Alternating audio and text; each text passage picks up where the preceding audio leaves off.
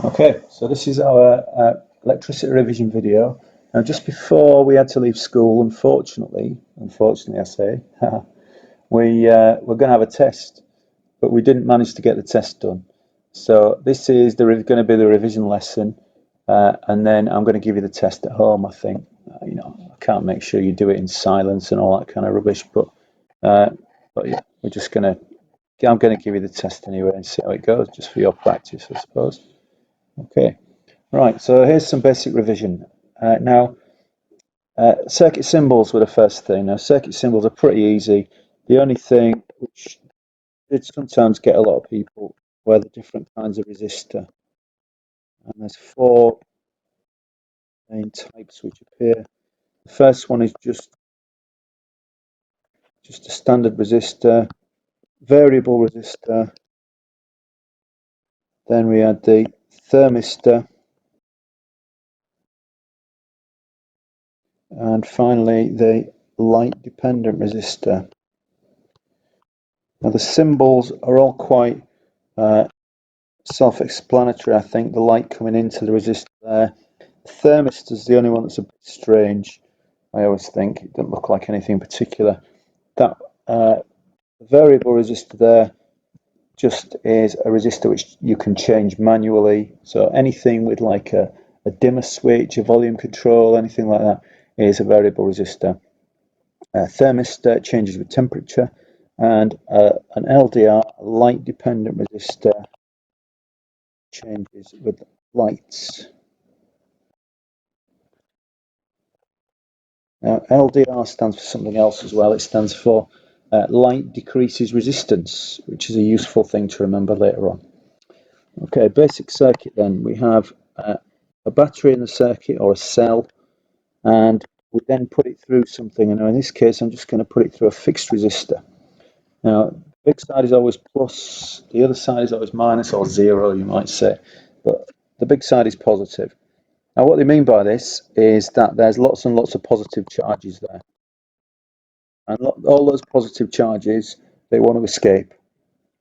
And they want to get to the other side. And in order to get to the other side, they want to go across there like that. To get to the other side, to get to the minus side, but they can't. And the reason they can't is because there's a gap in between. And that gap that's in between, they can't pass through it. So what they have to do instead is they have to go all the way around the circuit, from there, all the way around there, through whatever components are in the circuit to the other side, and they're forced around that side. Now, in this case, this one is a 12-volt battery or 12-volt supply, which means that it's given a push of 12 volts. And that's what our definition, when I describe to people what is the voltage, I would say the voltage, otherwise known as the potential difference, is the electrical push. Right, now as it goes around the circuit, we also get around the circuit these lines which I'm now drawing, and these are the charges which go around the circuit. And these charges which go around the circuit, this is a bit like the flow, and we describe it as a little bit like the flow of water. And just like in water, this can be described as current, and current is the flow. Now, if you wanted to describe it properly, as in a higher level GCSE, you would say the rate of flow. And by rate of flow, what I mean by that is charge per second. Okay, so these individual things that are going around are charges. As they go around the circuit, it's charge per second going around. So you can count the number of charges going around per second. Now, unfortunately, that all makes sense, but in real life, the charges aren't positive. The charges are electrons, and they're negative, and they go around the other way. They go around that way instead, because they go negative to positive because they're electrons. So that's the electron flow,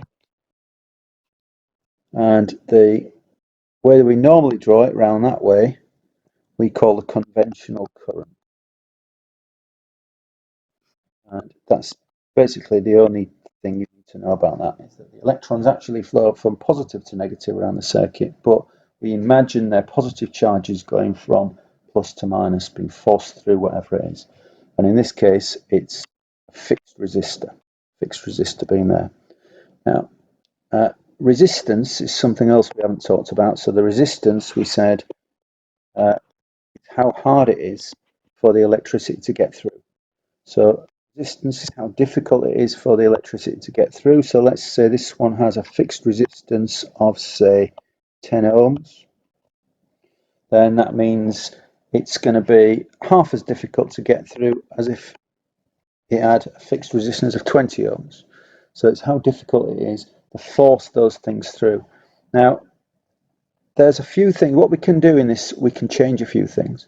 So let's say, for example, we decide we're going to change the voltage or the potential difference of the battery, and that's the push. Now, let's change it from 12 and let's change it to 24 instead. So we change it to 24, so we've doubled the push. Now, if you double the push, you double the flow, which means doubling the voltage or potential difference, you double the current. Now, secondly, we've got resistance down here. If I double the resistance, if I turn it to 20 ohms instead of 10 ohms, then it's twice as hard for the electricity to get through. So that means if you double the resistance, the current will halve as well. So the 24 volts, which is the push there, is set by the battery. That's the push from the battery. The current is the flow, so that's the rate of flow, so that's the number of charges per second going around the circuit. And the resistance is how hard it is to get through. So make it harder to get through, it goes slower. Give it more push, it goes faster. That's basically what we're saying. Okay, now when we're talking about charge and current, one of the equations that we come up with first is this one, Q equals IT. Now, we need to know what each bit stands for. So Q is charge, I is current, times time. Now, the standard units for each one of these, charge is measured in coulombs, capital C, because it's the name of a person. Current is measured in amps, or amperes, capital A, name of a person, times time is in seconds, just small s. Okay, and if we were going to rearrange that, you could use the triangle, but I always encourage people not to use the triangle because it doesn't really work later on. Q, I times T, and at GCSE you should be able to write Q equals IT, I equals Q over T, and T equals Q over I. And that's a really important skill, to be able to rearrange an equation of three things like that. So let's just do a little example. So let's say in our circuit we had the 2 amps in the circuit flows for 1 minute, on which charge has passed through. Okay, so first of all we write down the equation, Q equals IT. Always good practice in case we make a mistake. Secondly, we're going to put numbers in. So we've got to work out the charge, and the current is 2 amps. Now this is a classic thing to do. Time has to be in seconds, but they've put it in minutes. Just messes up, and just to check that we understand that we need to use seconds. So that's 60 seconds. And one of the first thing I would do here is I would just next to there, I would just write 60 seconds in the question. So Q equals 120, and then make sure you get coulombs, and then make sure you underline it or highlight it, whatever you want, just to say it's your answer. Okay, so that's going to be 120 coulombs of charge, which has passed. Okay, right, next part of the circuit. Now we've already talked about resistance, but I'm going to introduce a type of circuit which you'll have seen quite a few times because we did some experiments on it in the lesson. Now this is called a test circuit.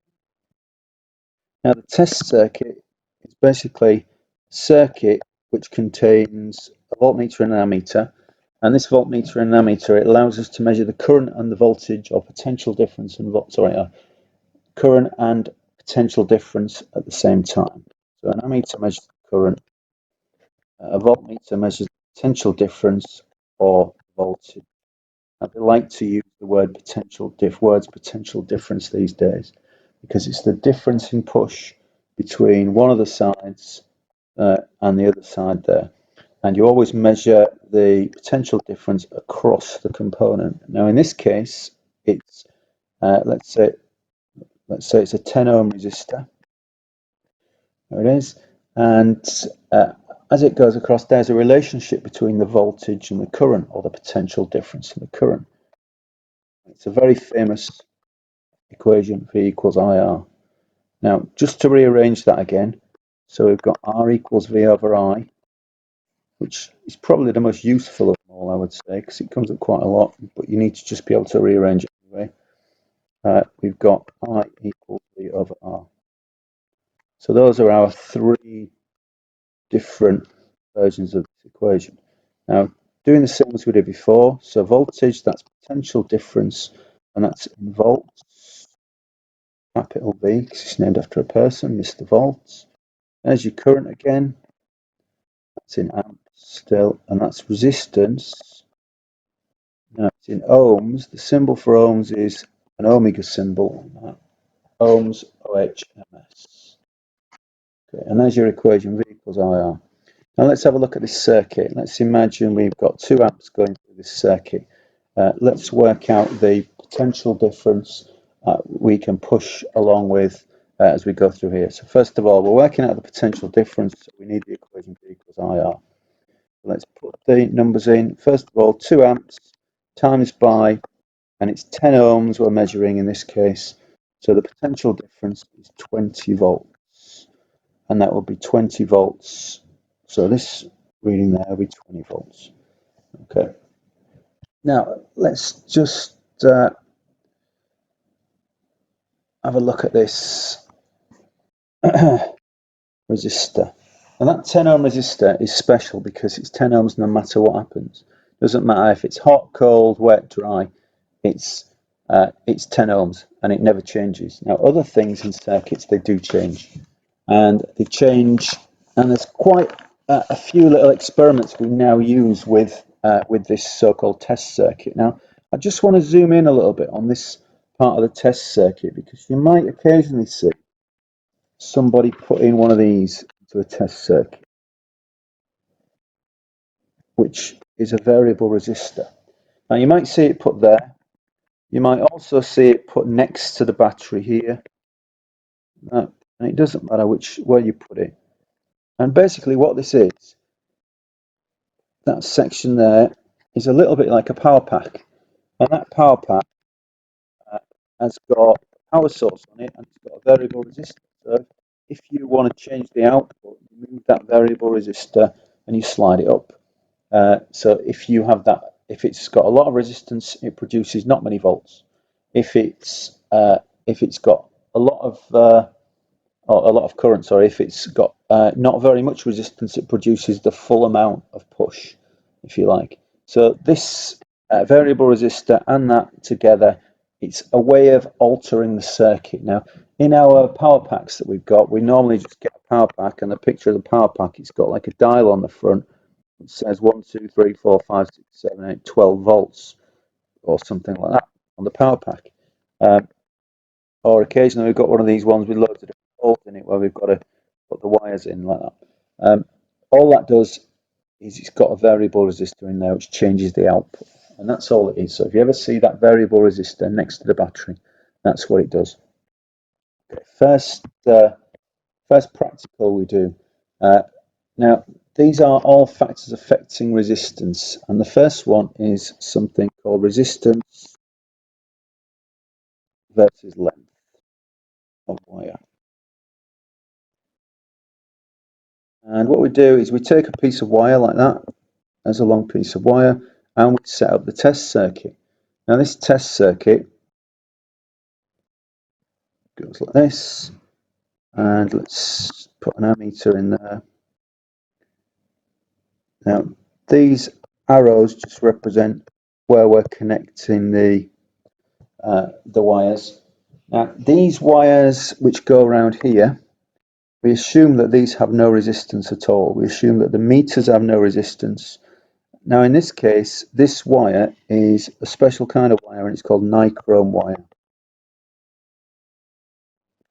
Now, nichrome wire has more resistance than a regular copper wire. It's just, and it has a certain amount of resistance on purpose, and that's so we can do this experiment where we have to figure out how changing the length of the wire affects the resistance. Now, the easiest way to describe this experiment is to show you the results table that we would draw. And the first thing that we'd put in the results table is we'd have length, because that's the thing you change, and that length we're going to put it in centimeters. Starting at 0, going 10, 20, 30, 40, 50, etc. Normally we go from 0 to 1 meter, and that's in centimeters. Now, we're doing resistance versus length of a wire. So that means that the thing we change is going to be the length, and the thing that we measure in the end is going to be the resistance. So the thing we want to work out is the resistance. But in order to find the resistance in ohms, we need to know a couple of things. Now, from our equation before, we've got resistance from V equals IR. We've got R equals V over I. So we need to do potential difference divided by current. So if I do potential difference in volts, and I do current in amps. Now, the potential difference we're going to get there from that reading. The current we're going to get from this reading here. Current from that reading.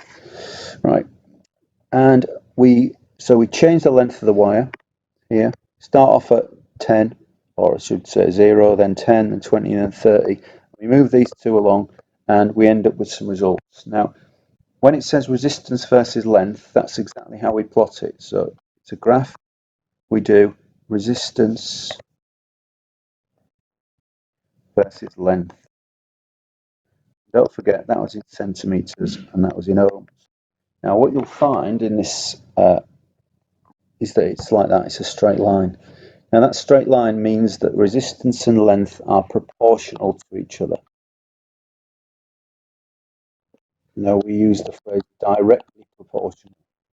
And directly proportional means it's a straight line that goes through the origin. Now, very occasionally, you might not see this. You might not see it go through the origin. It might go somewhere else. And when we say it might go somewhere else, it might go like that instead. So it might go just a little bit higher. So what that means, looking at it, is that when this length is 0, it means that there's some resistance. So length is 0, it means there's a bit of resistance. Now what happens there is, because in real life all of these wires actually have some resistance, the circuit has a little bit of resistance.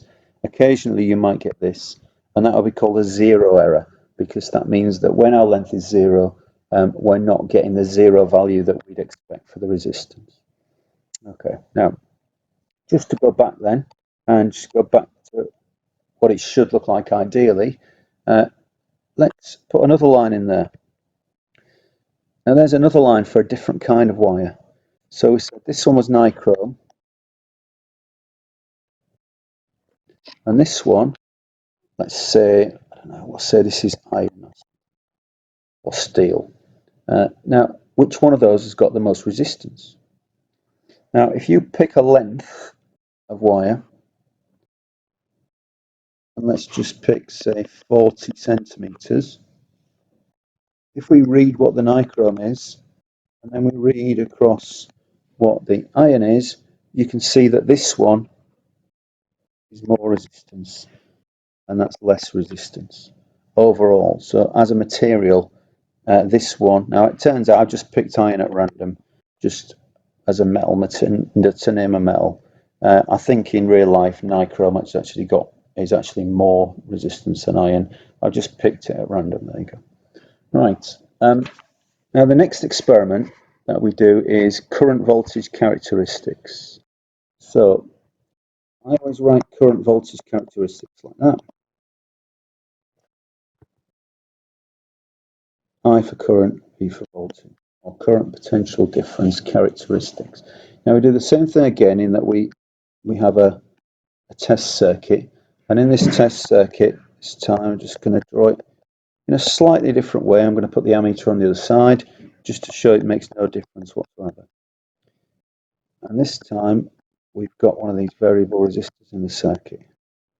Now if you remember what I said before, this part here just represented a power pack, and the variable resistor was a method of altering things in the circuit. It was altering the amount of output of the circuit. So this is just a fixed resistor, and what we do in this experiment is we change the value of this resistor, and by sliding it up and down, and what that does is it changes the amount of electricity that goes through the circuit, and then we measure the current and voltage. Now it's easier when we're taking the results, if we write the potential difference there, volt, and the current there. Current amps, sorry, there you go. Current amps. Right, now what we'll get with this is we'll get a graph of the thing, the first thing that we do, which is the potential difference there, and the current there. Now, we normally write this I tend to be a bit lazy sometimes, and I'll just write IV like that. Now, these IV characteristics, because it's a fixed resistor, what you expect to get is a straight line. Now, let's just pick a slightly different resistor. So let's say we picked a resistor which had a bigger resistance. What would we expect it to look like? Now, if we get something with a bigger resistance, we'd expect it to maybe look like that, because it'd make more sense, except, let's have a think about it. So we said that the number of volts was the electrical push. So a number of volts was the electrical push, and then we said the current was the flow. So if we had something which was maybe a higher resistance, then we would expect to get less flow with the same push. So when I say less flow with the same push, less flow, less current with the same push, the voltage. So we might expect, so that's a bigger resistance and that's a smaller resistance. Right, but notice it stays the same, as in it stays the same gradient. Notice it's a constant straight line, as it were. Now we sometimes draw this in a slightly different way, in that we draw it IV like that, where we've got these negative regions. So this is like negative voltage, this is like negative current. And what negative means in terms of physics and circuits, it means it's going backwards.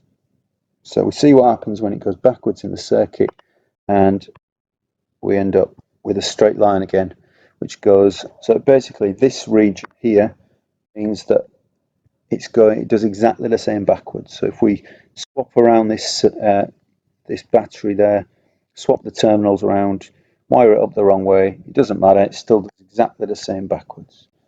Okay, now the reason we point that out is because one of these examples doesn't. So when we do this circuit, we start off with a very, very high resistance on there, and so it's not got a very big output. So this might be 0, 0, and then it might go to 1 volt and 2 amps and 2 volts, 4 amps, 3 and 6, and it keeps going like that. And we change this as we go along, and we generate a set of results. So this is going to be not much electricity going through it, and this is going to be lots of electricity. And so that's what we're doing. We're changing the output of this power pack, and we're seeing what it does when there's a little bit of voltage and current or a lot of voltage and current. Okay, right. Now I'm going to draw these in three ways now. So first of all, we repeat this experiment 3 times. Now the first experiment that we do looks like this, and it's got a fixed resistor in there. I'm not going to bother drawing the variable resistor anymore. So this is our test circuit. Now let's say I want to put that test circuit, and instead of looking at a fixed resistor, we're going to look at something else. I'm going to look at a bulb, and we're going to see what happens. We're going to do exactly the same experiment, but this time with a bulb. And then thirdly, we're going to do exactly the same experiment again, but with this device, which is a diode.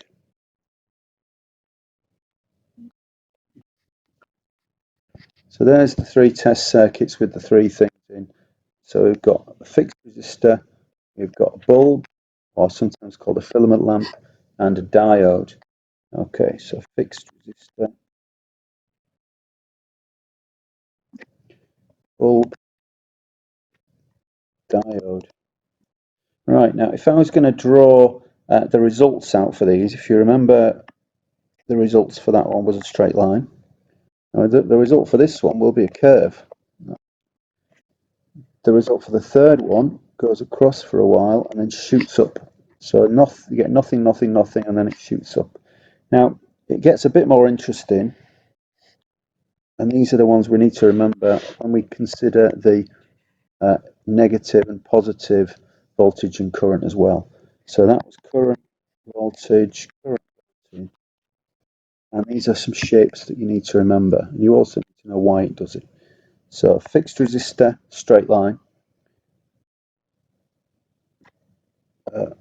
Bulb is a curve, and it goes like that. Now notice how it never quite flattens out at the top. It always just kind of gets less steep and less steep and less steep, but it never flattens out. And the third one, this goes 0, 0, 0, 0, 0, shoot up like that. Okay. So we've got fixed resistor, got bulb, filament lamp, and diode.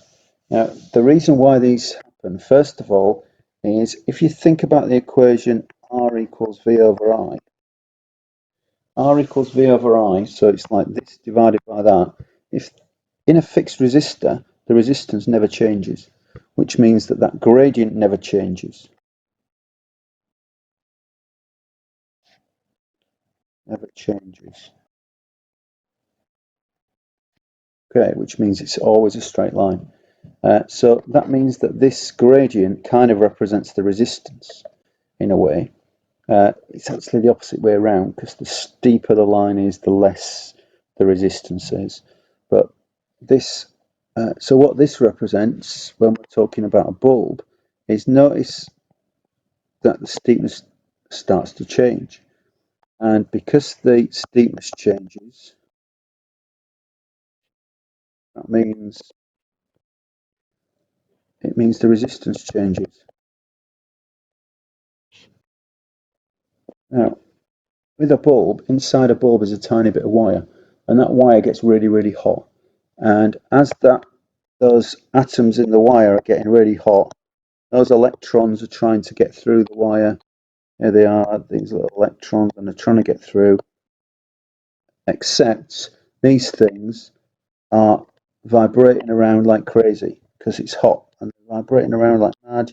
And as they're vibrating around, that makes it more and more difficult for the electricity to get through. And as the electricity, it's more difficult for the electricity to get through. So that means the resistance increases. So the higher the current and voltage,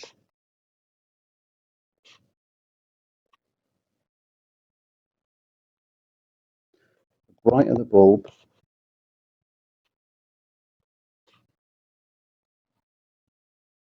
the hotter the wire inside,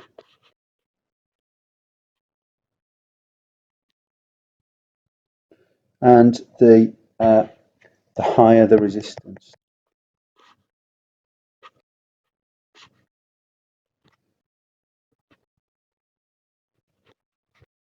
that bulb. Okay, and that's exactly the same, identical backwards. So just backwards is exactly the same. Now this is an interesting one, and this is the reason why we do the negative graphs in the first place. So just to remind you, this is a diode. Now what a diode does is it only lets electricity pass through in one direction. And a diode also needs a tiny bit of current first, sorry, a tiny bit of push, electrical push first, in order to allow the current to flow. So it needs a tiny bit of potential difference in order for that current to flow. So here we are, and backwards, if you notice, there is zero current. So that means it doesn't allow the electricity to go backwards. It only allows the electricity to go forwards, and it needs a very, very small potential difference, and then it lets the whole thing. So the current can only flow one way, and it needs this tiny little amount there of voltage before it'll let any current flow through. Okay, so that was current voltage characteristics. Now the next section that we look at, there were a couple of strange circuit devices that we look at. So the first circuit device was an LDR. So, oops, LDR. So this section, LDRs and thermistors. Okay, now LDR, I'll stick it in yellow because it's something to do with light. Thermistors, I'll put it in orange because it's something to do with heat. So LDRs. LDR, as we said before, stands for light dependent resistor, but it also stands for light decreases resistance. Now thermistors, so the symbol for an LDR, just to remind you, is a diode. Sorry, it's a resistor with some light that's coming towards it like that. And it's in this circle generally. Sometimes it isn't, but most of the time it is. Thermistor is just a regular resistor with this strange kind of tick on it, like that. Now, as well as remembering that light decreases resistance, a good way of remembering what a thermistor does is to remember what an LDR is. So LDR, light decreases resistance. Thermistor, heat decreases resistance. Now, the whole point of a thermistor is that it's different to a regular wire. So think about the regular wire inside that bulb. So when it got hot, the resistance got bigger. Now, a thermistor is special. When it gets hot, its resistance gets less. Okay. Now, the way that it changes, so let's say we put more and more lights in this, and this is the resistance in ohms, it changes and it actually goes down in a bit of a curve like that. They both do. So this is heat that way, and this is resistance in ohms. So that's how it changes. It changes in a curve. So it's kind of like an exponential decay curve, you might say. Okay. Right. Now, sensing circuits. Now, these we can use these in order to make things happen, in order to interact an electric circuit with the external environment, you might say. So let's pick a circuit. Let's pick something to do with a thermistor first of all. So let's just put a thermistor. There we go. In the circuit with a bulb, and let's see what happens. So let's imagine first of all that it's cold, and then imagine what happens if it's hot, because it's going to change the value of this resistance, and that value of this resistance is then going to affect how bright this bulb is going to be. So if that resistance is going to be low, then that means there's going to be more current flowing in the circuit, so that bulb is going to be brighter. If that resistance is going to be high, it means there's going to be less current in the circuit, so that is going to be brighter. Right, I'll say that again just in case I said it the wrong way around. If that resistance is high, then there's going to be less current flowing in the circuit, which means that bulb is going to be dimmer. If the resistance is going to be low, it means there's going to be more current in the circuit, which means that it's going to be brighter. So let's imagine when it's cold. Now, we already know that heat decreases resistance. So heat decreases resistance, so cold increases resistance. And it's a bit of logic. Cold increases the resistance. Now, if the resistance of this one increases, then that means there's less current in the circuit. And if there's less current in the circuit,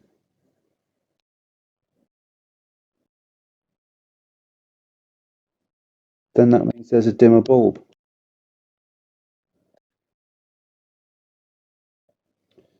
Now, if it's hot, if as in the surroundings are hot, then that resistor gets hot. Heat decreases resistance.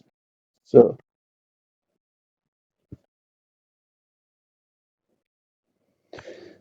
if it decreases resistance, we get more current.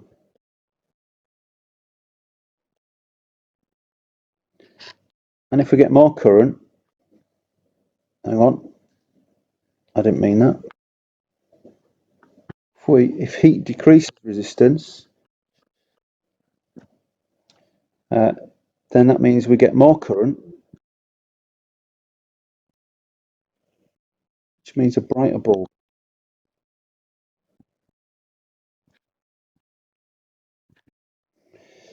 Okay, now the type of circuits that we use won't generally look like that. They'll look slightly different.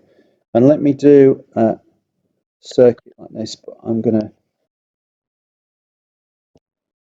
do it this time for an LDR. So there's our LDR, and just going to put around it a bulb. Now ignore the fact that that's a bulb and it's next to a light dependent resistor. I know it's a bit weird because it'll create light for the light dependent resistor, but we just ignore that for now. So this is a fixed resistor.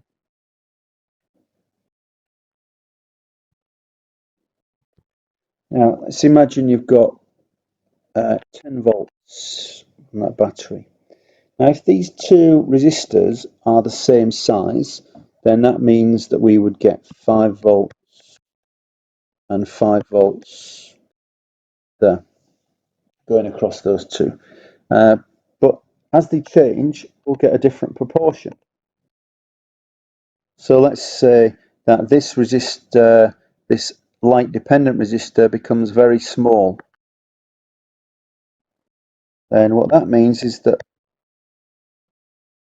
maybe 9 volts goes across there and 1 volt will go across there, which means the bulb isn't very bright. Let's say that we make this very big, this resistor.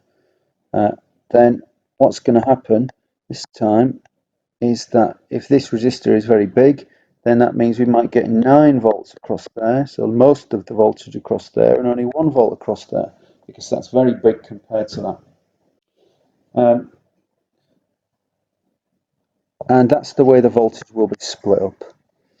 Now, if I just go back a little bit, this is what this circuit will look like, and what you will be asked to do is probably explain what this circuit does. And so let's have a look and go through the logical steps. So first of all, we'll say if it's an LDR, so we'll say if it's light, then now we know it's an LDR, so light decreases resistance. So it's the resistance of the LDR decreases. So this becomes smaller. And if the resistance of that decreases, then that becomes a lot smaller, which means the voltage of this becomes smaller, which means that voltage there becomes smaller.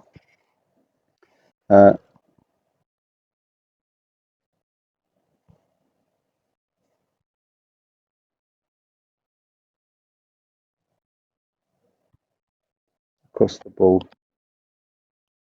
dimmer bulb.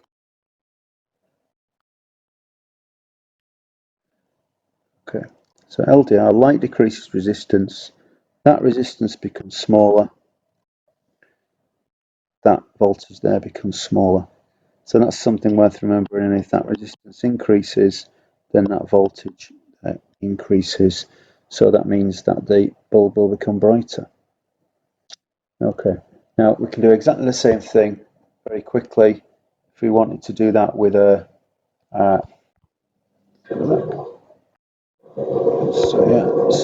with a thermistor, and let's do the same with a thermistor.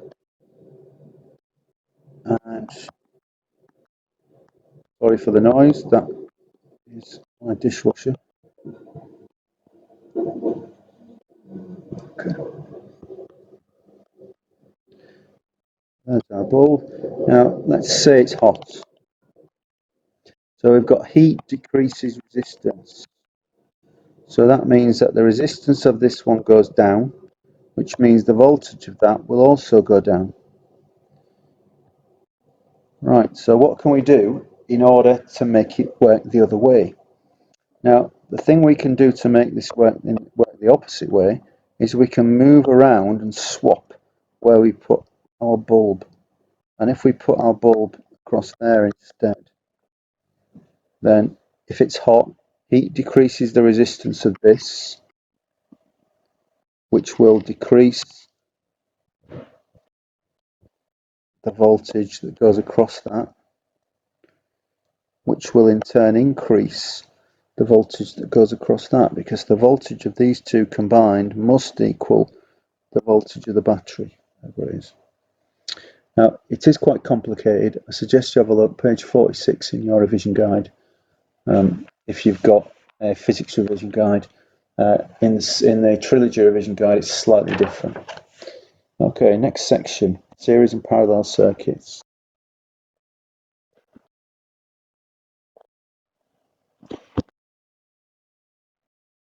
So two types of circuits. First of all, this is not a series or a parallel circuit because it doesn't have enough components to be considered as either.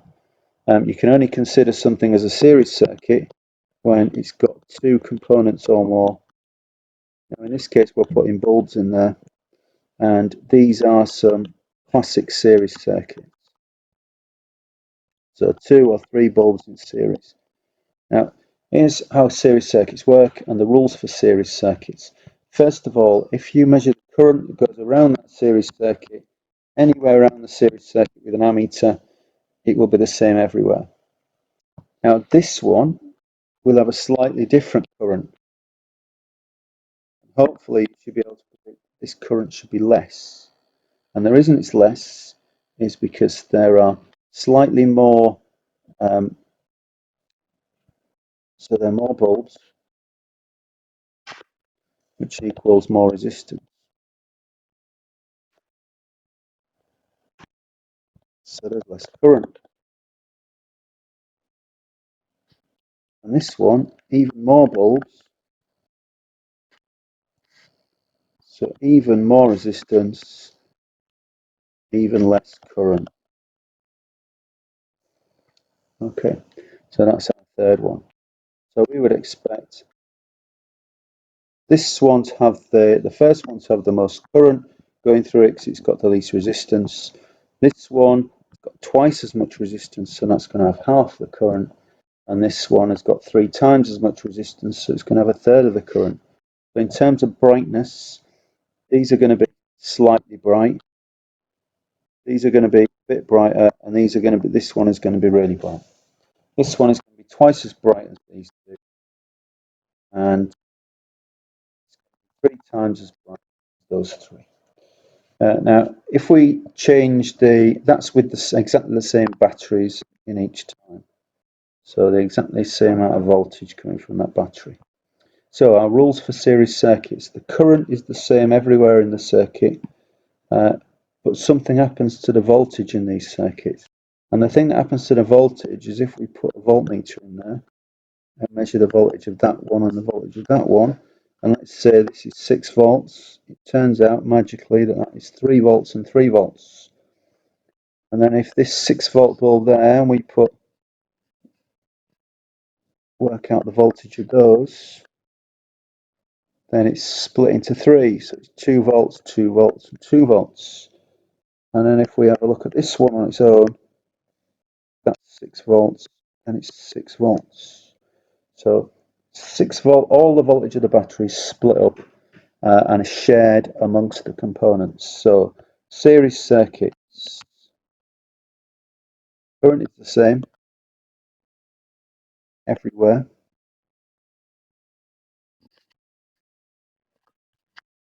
And the voltage or the potential difference is shared. Okay, parallel circuits.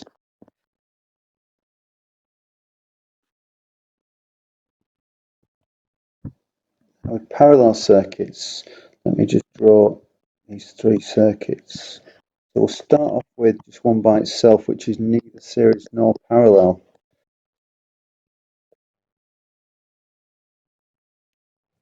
And there's one with 2, and then we've got the final one.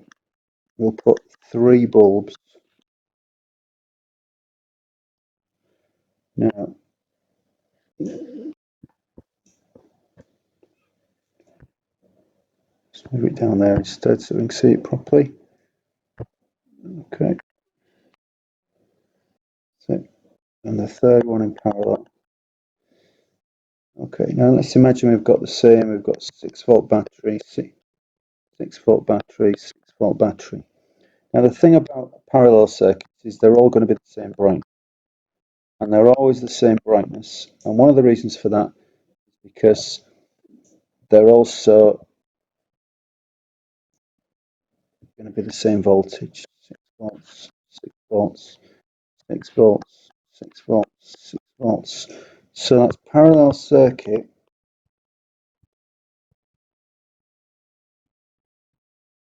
The potential difference or voltage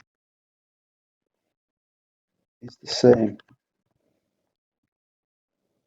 everywhere. Same everywhere. So that means the current must be the thing that changes this time. Now imagine that you've got some current going through here. 2 lots of current there. One lot goes down there, the other lot goes down there. And they're going down 2 separate paths. And they eventually come back together again to make 2. So let's say that this, for example, would be 2 amps. And that would be 1 amp and 1 amp. 1 amp, 1 amp, 2 amps. Okay, and the same will happen to this. Let's say this is 3 amps. 1 will go down there, 2 will go that way, 1 will go that way, 1 will go that way.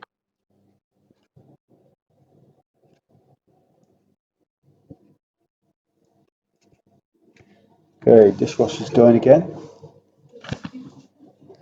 Right, so that'll be 3 amps, 1 amp, 2 amps, 1 amp, yeah, 1 amp, etc. So, parallel circuit, the PD is the same everywhere, the current splits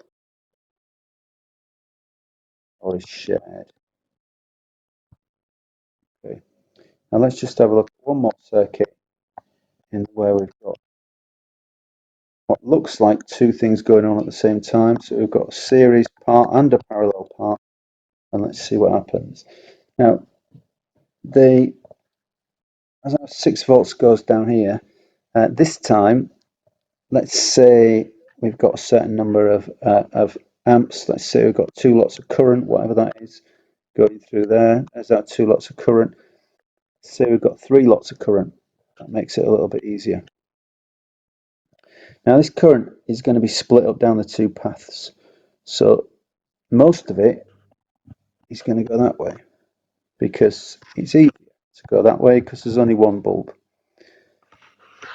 This way there's two bulbs, so it's harder. So there's going to be less current goes down that way. Only one lot of current is going to go down that way.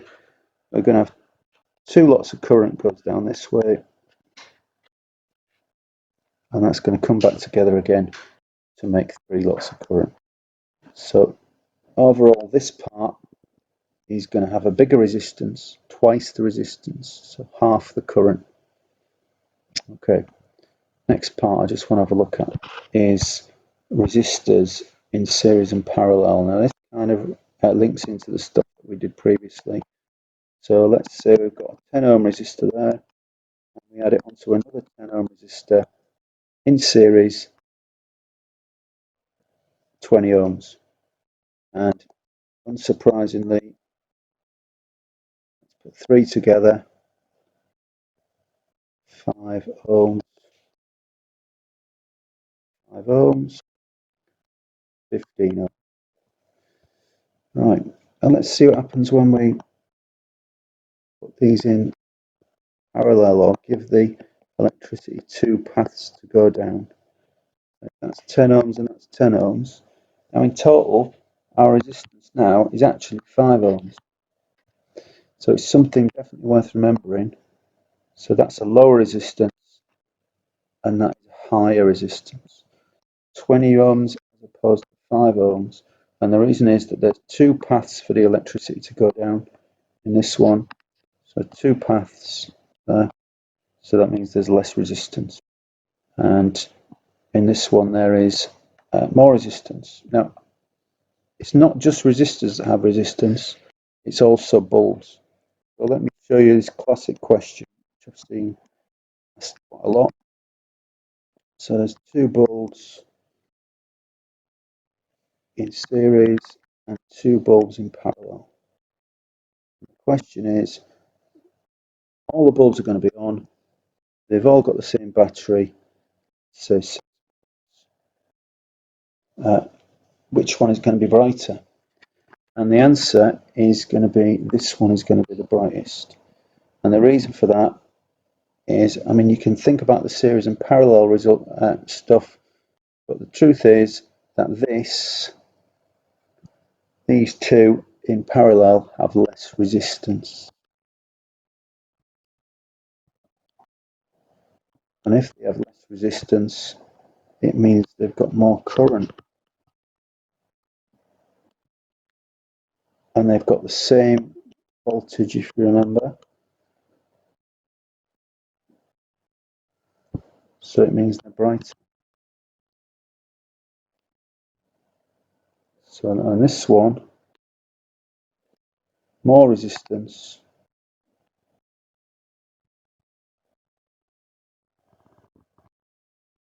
less current,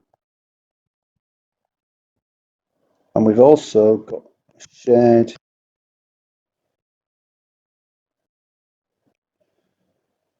potential difference of voltage, so they will be dimmer. So it'll actually be 4 times dimmer. Okay, all right. Okay, and that is the end of electricity. You'll be very pleased to hear. So,